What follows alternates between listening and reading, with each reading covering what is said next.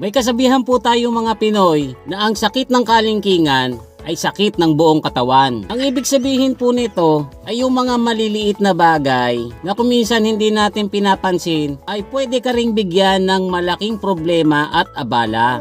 Ganyan din po sa sasakyan natin.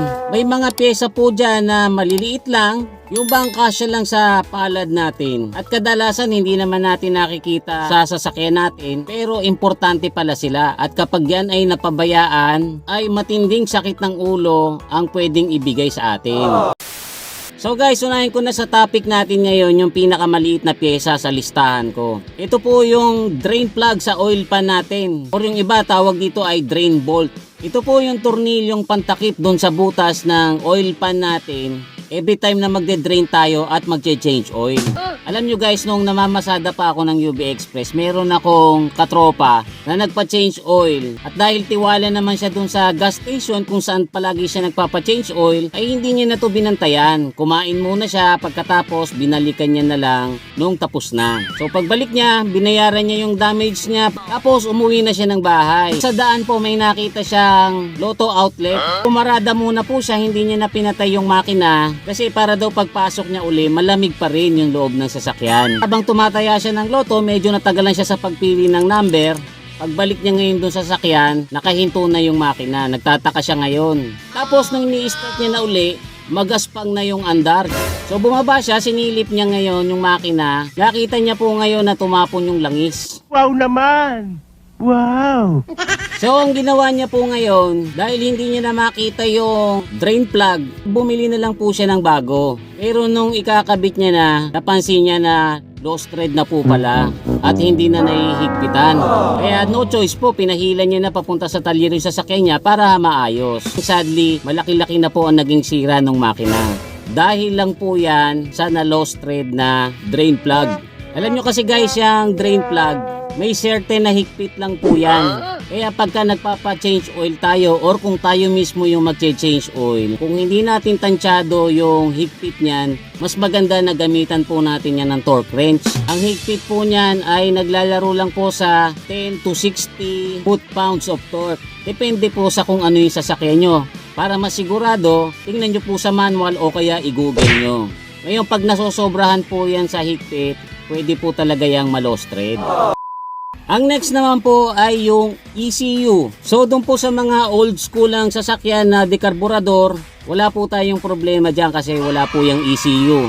Pero doon po sa mga medyo modelo na yung sasakyan, ito pong ECU ang pinaka-brain ng inyong sasakyan. Computer ito, nagre-regulate ng maraming bagay na konektado sa electronics ng sasakyan. Kaya kapag ito po ay nasira, for sure na malaking problema kasi medyo mahal din po ito. Ang kadalasang rason po kung bakit ito nasisira ay nababasa.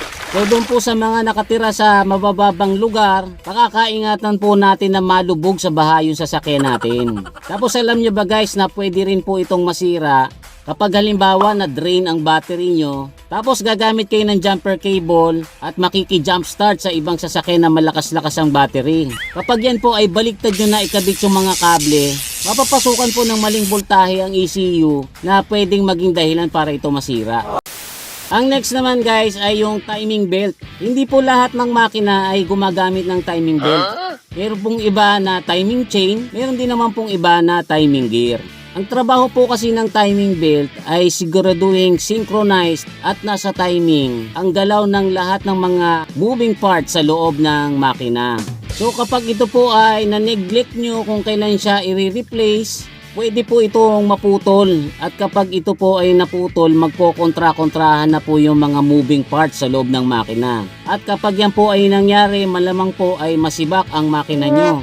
So ang pag-replace po niyang timing belt, karaniwan ay nasa 60 to 70,000 kilometers. Depende po yan dun sa brand ng sasakyan nyo or dun sa brand ng belt. Kung brand new pa po yung sasakyan nyo at hindi pa napapalitan ng belt, mas maganda na konsultahin nyo yung manual kung ilang kilometers bago kayo magpalit. Kung second hand nyo naman pong nabili, pwede nyong itanong dun sa seller kung kailan siya huling nagpalit. Pero ako po, pagka bumibili ako ng second hand na sasakyan, basta nagka-budget ako, pinapalitan ko na po ng belt. Baka mamaya hindi naman po talaga pinalitan ng seller, mas mainam na po yung sigurado. Tapos guys, tip ko lang po sa inyo, kapag ka nagpalit kayo ng timing belt, palitan nyo na rin po yung tensioner bearing kahit umiikot pa. Yan po kasi yung tensioner bearing, meron din po ya lifespan. At kapag yan po ay naluma at nasira, pwede po yan mag-stock up. Kapag nag-stock up po ang bearing, makakaskas lang po yung timing belt na yan at kalaunan ay mapuputol. Ang last naman po ay yung tinatawag na release bearing. Para po ito doon sa mga naka-manual transmission. Parte po kasi ito ng clutch assembly. Yan po ang dumidiin doon sa gitna ng diaphragm ng pressure plate. Every time natatapakan natin ang clutch pedal. Ginagawa niya po yon para i-release ang clutch disc sa pagkakaipit niya. Kaya po ang tawag sa kanya ay release bearing. Kasi hindi po tayo makakapag-shift ng cambio hanggat hindi na i-release yung clutch. Kaya mahalaga po talaga ang trabaho niya ang release bearing. Yan po ay nasisira din katagalan. Pero bago po yan masira karaniwan, umiingay po muna yan. Madidinig nyo po yan pagtapak nyo ng clutch. Parang may kumakayod na bakal.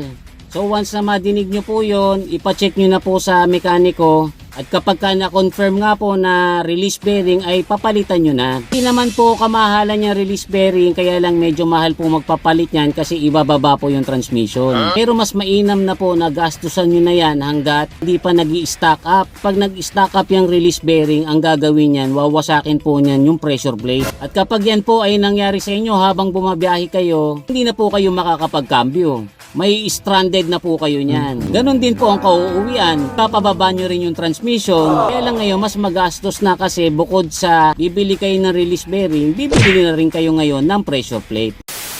Kung mapapansin nyo, nagre-re-upload ako ng mga lumang videos. Yan po ay dahil dun sa mga lumang videos na yon ay pinromote ko yung Facebook page na Kuya Mick Mix Dami Mong Alam na for some reason ay hindi ko na po ma-access. Nakakapanghinayang naman pong i-delete yung mga dating videos, so ang ginagawa ko na lang po ay nire-re-edit at nire-repost ko para wala na pong maligaw na pumunta doon. Ang official Facebook page na po natin ay AudioMonkeys/DMA. So guys, I hope na may napulot kayo ngayon sa kwentuhan natin. Huwag niyo pong kalimutang mag-like. Tapos doon naman po sa mga regular viewers pero hindi pa nakakapag-subscribe, pakipindot nyo na po yan subscribe button. So muli, ito po si Kuya Mick Mick na nagsasabing palagi kang lamang pag marami kang alam. Bye!